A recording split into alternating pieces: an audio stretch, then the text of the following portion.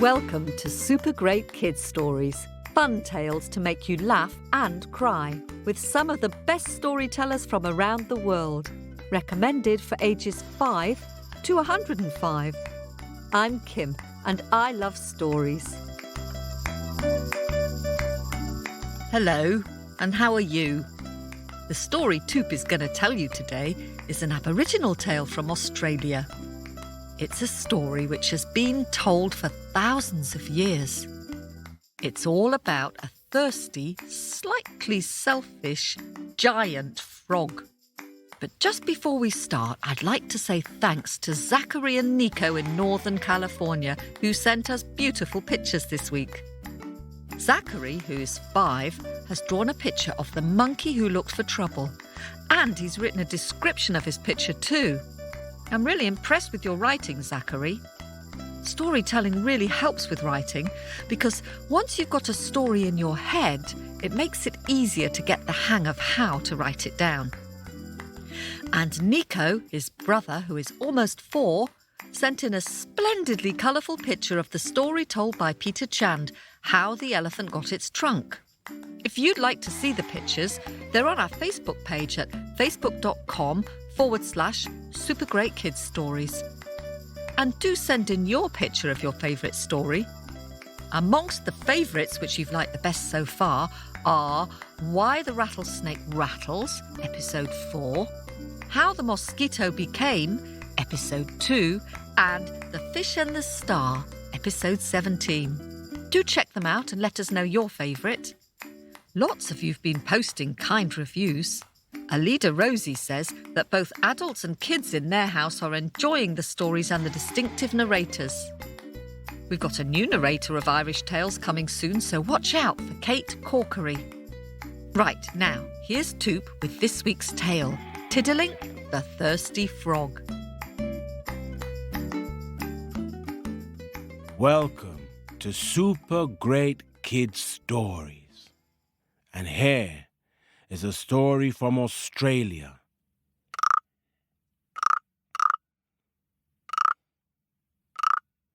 I'm sure you know that sound. What sound do you think it is?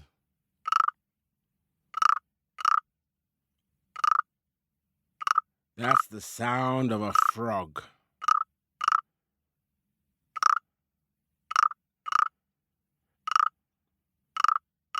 In parts of the world, some frogs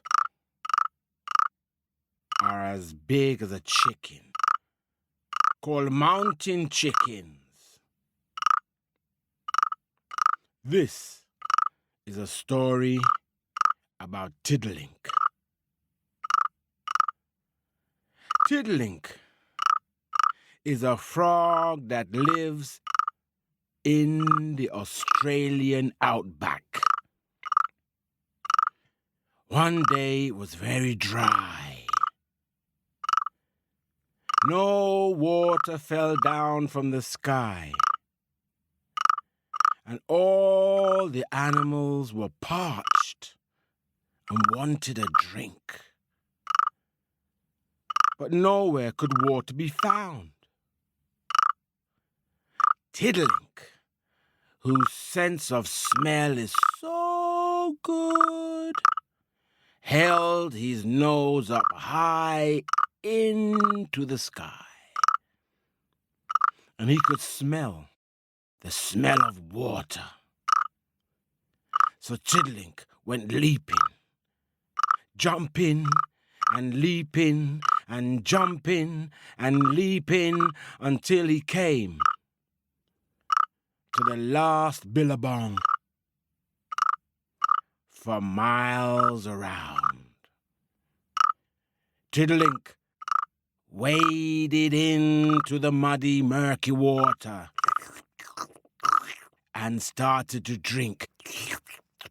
And he drank, and he drank, and he drank, and with each mouthful full that he drank, he grew larger and larger and larger and larger until he was larger than your house. And he sat there with all the water filling in his stomach and all the water full in his cheeks, and there he was like a huge mound. The other animals, they by this time could smell water in the air, and so they in turn flocked to where Tiddalink was. So leaping, jumping, leaping, jumping, leaping, they came. The animal, which has a pouch, and inside of the animal's pouch, there is a joey. Do you know which animal I'm talking about?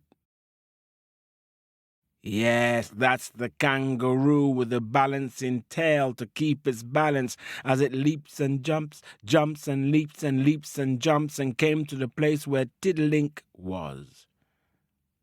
The mother kangaroo looked up at the giant mound which was Tiddalink with his huge fat belly full of water and his huge fat cheeks full of water, and his big, bulbous eyes. And Mother Kangaroo said, "Tiddalink, Tiddalink, open your mouth and let a drop of water fall out. I'm with my Joey, and we are thirsty.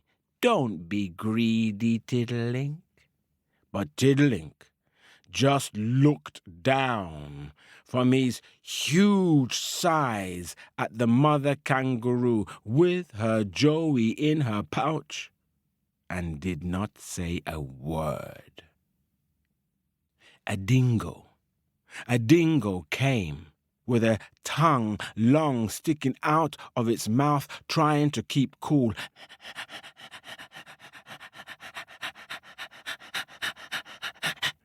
Do you know which animal I'm talking about?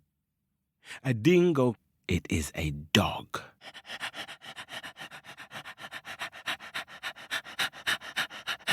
Tiddalink, Tiddalink, open your mouth and let a drop of water fall out. Tiddalink, I am thirsty. Look at me, my ribs are showing. Look at me. Tiddalink, open your mouth and allow a drop of water to fall out. Don't be greedy.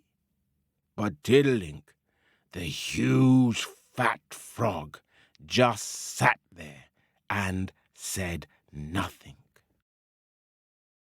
Flying out of the sky, there came a bird that landed on a nearby branch. This bird has a sharp beak. This bird has iridescent blue plumes. It shimmers and sparkles when the light catches it.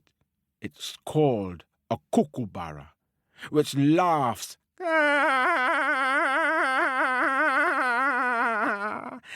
at everything. And the kookaburra said, "Tiddalink, Tiddalink, Tiddalink, oh, open your mouth and allow a drop of water to fall out. I need to soak my feathers. Tiddalink, don't be greedy." But Tiddalink, the huge mound, sat there with the water full inside of his belly and the water full inside of his cheeks, and didn't say a word.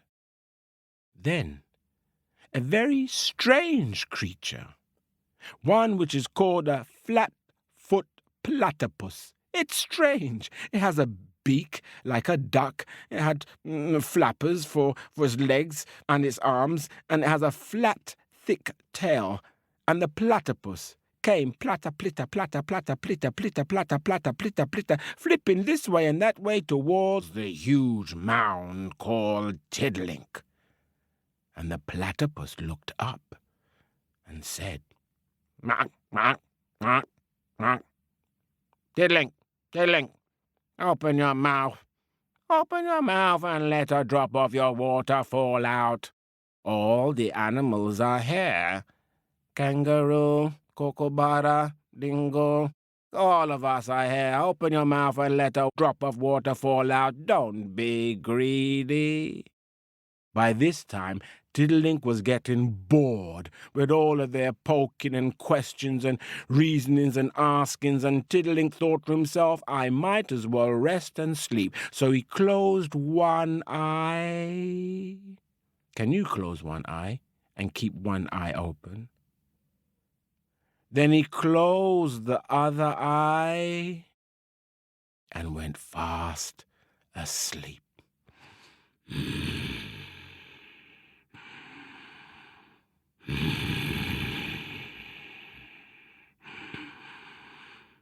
Oh, said the animals, he's so rude. Look at him, he's sleeping, he's rude, and we're trying to talk with him. And look, he's sleeping.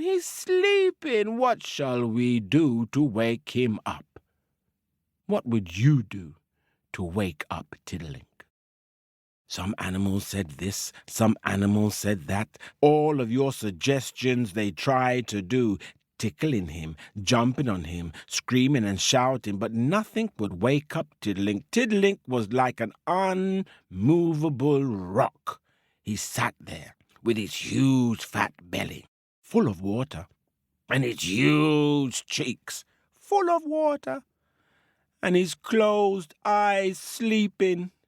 All the animals, they moved this way and that way and that way and this way, and then they stopped because they saw a creature coming as long as your arm, even longer than your arm. It was thin. It was a creature that could make its own electricity.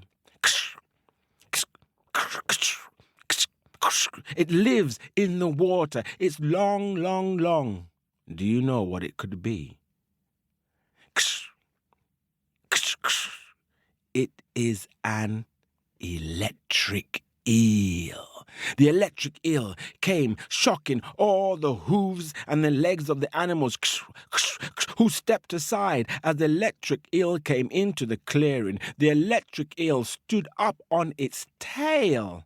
And then it wiggled and jiggled and jiggled and wiggled and wiggled and jiggled and jiggled and wiggled and wiggled, jiggle, jiggle, wiggle, wiggle, jiggle, jiggle, jiggle, wiggled and jiggled.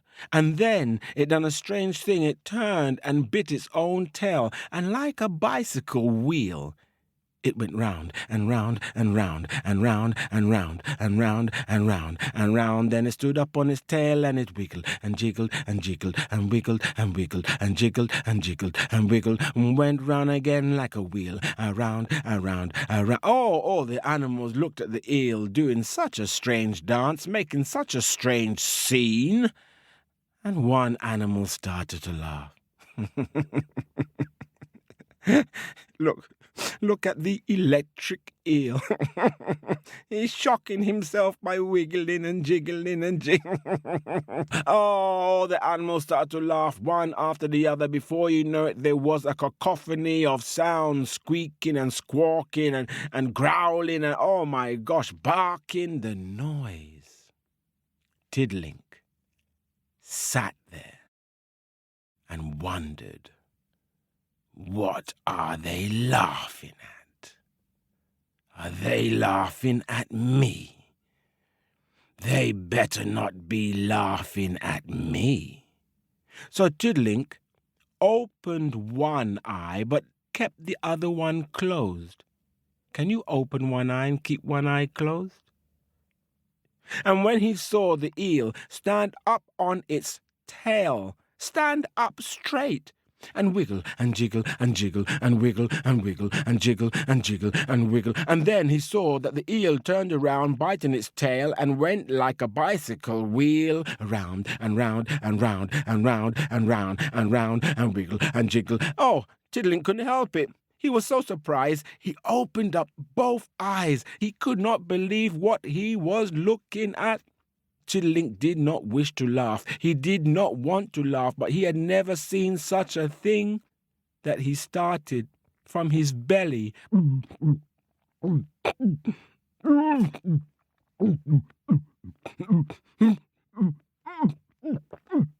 before you know it, Tiddalink burst forth a laugh.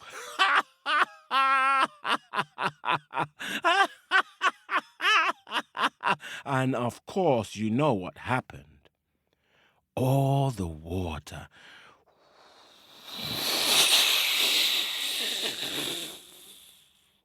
left the mouth of Tiddalink, flowed out from his belly, flowed out from his mouth,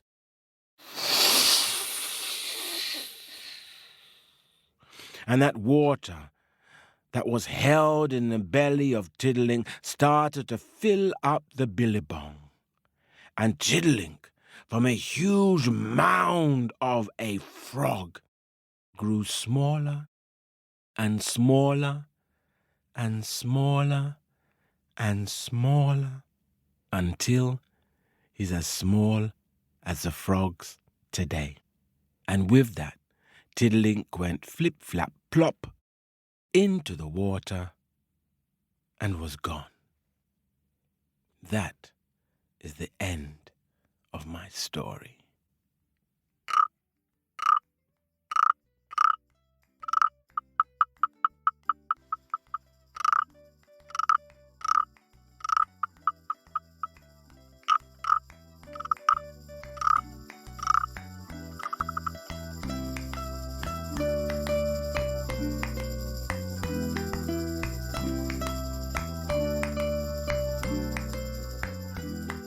Ha!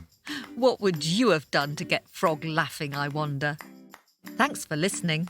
Special thanks to all our listeners in Australia, particularly those of you in Currambong in New South Wales. And thanks to all of you who like our stories. Do you know we've had over 300,000 downloads of our stories? Blimey, whatever next? If you'd like to support our podcast, then head over to kofi.com/supergreatkidsstories. And if you have a picture of your favourite story to share, then go to our Facebook page at facebook.com/supergreatkidsstories. And every time you put a review on Apple, Spotify, or wherever you get your podcasts, it helps to share these little tales with other story lovers all around the world. Thank you. See you next week.